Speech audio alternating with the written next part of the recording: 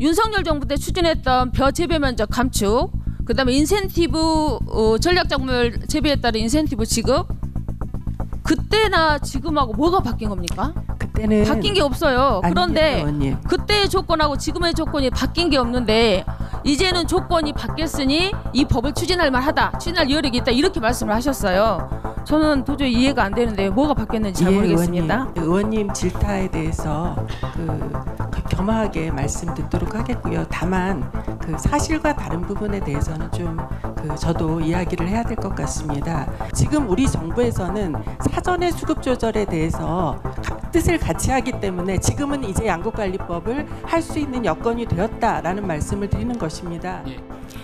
27일 날 민주당 농해수위원들하고 당정비 하셨죠? 예, 그렇습니다. 네, 언론 보도 보니까 윤석열 정부 때 추진했던 농망사법 이것을 다시 추진하겠다 이렇게 말씀하셨는데요. 윤석열 정부 때 추진했던 농업사법과 27일 날 합의한 농업사법 어떻게 차이가 있나요?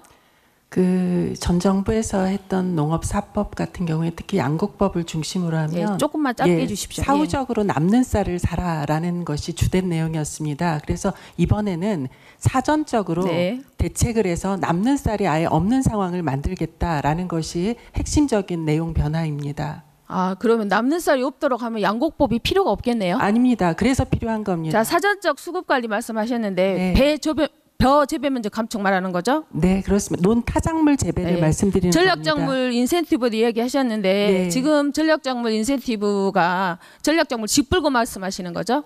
직불금, 직불금을 2,400억 지금까지 지원하고 있는데 앞으로 4,000억을 늘리겠다는 건데요. 액수는 정확치 않습니다만 의원님. 언론 보도를 보고 말씀드린 겁니다. 자, 그러면 윤석열 정부 때 추진했던 벼 재배 면적 감축, 그다음에 인센티브 전략작물 재배에 따른 인센티브 지급, 그때나 지금하고 뭐가 바뀐 겁니까? 그때는 바뀐 게 없어요. 그런데 의원님. 그때의 조건하고 지금의 조건이 바뀐 게 없는데 이제는 조건이 바뀌었으니 이 법을 추진할 만하다, 추진할 여력이 있다, 이렇게 말씀을 하셨어요.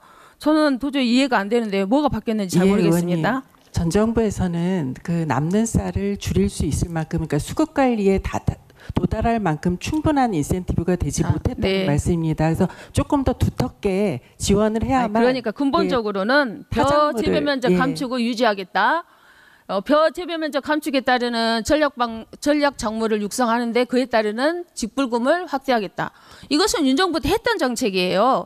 갑자기 바뀐 정책이 아니라는 겁니다. 자, 그리고 장관님께서는 그동안 쌀 과잉이 쌀값 과잉 생산 때문이다 이렇게 이야기를 하셨는데 우리 쌀의 과잉 생산이 문제가 아니라 지금 40만 8천 톤 매년 5천억 정도의 예산을 투자해서 40만 8천 톤의 수입쌀이 들어오는 것이 문제의 원인입니다.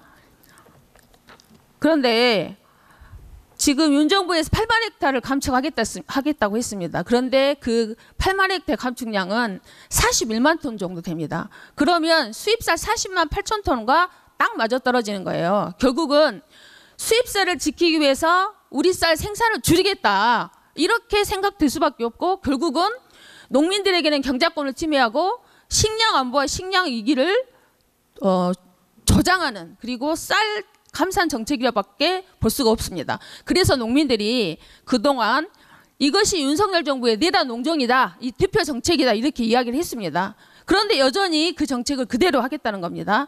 윤석열 정부의 장관이 이재명 정부의 장관이 되어서 윤석열 정부에 했던 벼 재배 면적 감축과 전략작물 확대, 그리고 수입쌀 40만 8천 톤 그대로 수입, 이렇게 하겠다는 것은 내란 농정의 연장 아닙니까? 의원님, 그것은 이렇게 생각해 주시면 될 것 같습니다. 이전 정부에서 전략작물 직급으로 할 수 있었던 규모와 작물의 한정성이 있었습니다. 그러니까 농가들 입장에서는 쌀을 재배하는 것보다 다른 작물로 넘어가는 게 쉽지 않은 여건이었거든요. 장관님, 지금 문재인 정부나 윤석열 정부 때 식량 자급률을 정부에서 목표로 똑같습니다. 식량 자급률 목표를 98%로 하겠다 했습니다. 그러나 지금 최근 5년 평균은 94%에 불과합니다. 벼 재배 면적도 그동안 해마다 줄여와가지고 지금 69만 헥타 정도 됩니다. 감사원에서도 69만 헥타르는 유지해야 된다고 그렇게 말했습니다. 그런데 지금 8만 헥타르를 줄이겠다는 것은 전체 면적이 11%를 줄이는 거죠. 그렇게 되면 61만 헥타르가 됩니다. 그렇게 되면 지금 식량 자급률이 94% 정도, 평균 94%인데 위 식량 자급률이 84%로 줄어드는 거예요. 그러면 정부가, 문재인 정부하고 윤석열 정부가 세웠던 식량 자급률의 목표가 98%였는데 거기에는 턱없이 모자란 겁니다. 그리고 이재명 정부에서는 식량 자급률을, 식량 주권을 국가의 안보로 인식하고 식량 자급률을 더 확대하겠다는 그런 정책을 폈습니다. 맞습니다. 그런데 지금 정책이 거꾸로 가고 있는 거 아닙니까? 아닙니다, 주장은 그렇게 의원님. 하고 있지만 정책은 거꾸로 가고 있습니다. 의원님 그렇지 않습니다. 윤석열 정부 때 했던 정책을 그대로 하겠다는 거 아닙니까? 아닙니다, 의원님. 근본적으로 다릅니다. 그러니까 다르다는 것에 도저히 납득이 안 간다는 아니요, 거예요. 의원님. 어떤 것이 다르죠? 그러니까 지금 추진하고 있는 정책하고 지금 앞으로 하겠다는 정책이 무슨 차이가 있냐는 말이에요. 그러니까 우리 식량이 쌀만 있는 게 아니잖아요, 의원님. 그러니까 지금 우리가 자급을, 식량 자급률을 높이기 위해서는 다른 수입하는 다른 식량 작물을 우리가 재배하고 제가 시간이 쌀은 없습니다. 남는 시간이 쌀을 드리는 없기 게 맞지 때문에 않겠습니까? 자, 지금 추진하고 있는 것은 결국은 벼감산 정책을 통해서 식량 자급률을 위협하고 식량 위기 시기에 식량을 오히려 더 축소하는 방향으로 되어 있습니다.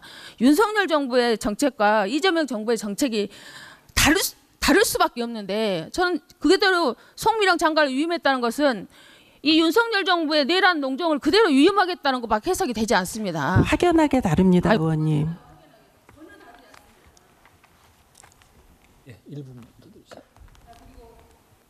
예, 그리고 지금 이재명 대통령께서도 후보 시절에 쌀 의무 수입 물량을 감축하겠다고 얘기했습니다. 그러면 지금 쌀 의무 수입은 30년 전에 당시에 물량 기준이었던 소비량을 기준으로 한 것입니다.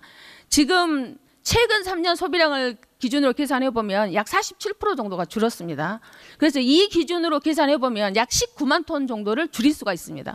이렇게 줄이려면 대통령이 약속했고 정부에서 이것을 줄이려면 쌀 재협상을 해야 되고 그렇게 하려면 시급하게 이것을 대응하기 위한 TF를 구성해야 된다 봅니다. 이 관련해서 혹시 대응 관련한 TF 등을 포함해서 준비를 하고 있습니까? 공약 사항에도 있는 사항이기 때문에 저희가 신중하게 검토하고 있습니다, 의원님. 네, 제가 계속 말씀드렸는데 결국은 지금 민주정부의 쌀 수입하지 않겠다. 그리고 농업을 식량 주권을 지키겠다. 그리고 농업을 국가 안보로 안보 산업으로 인식하겠다고 했는데 결국 펴는 정책은 윤석열 정부의 연장입니다.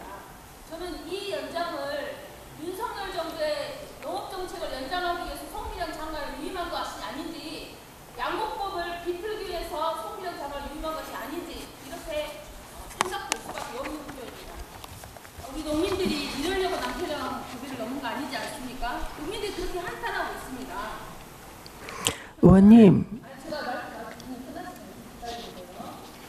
예, 마무리해 주시기 바랍니다.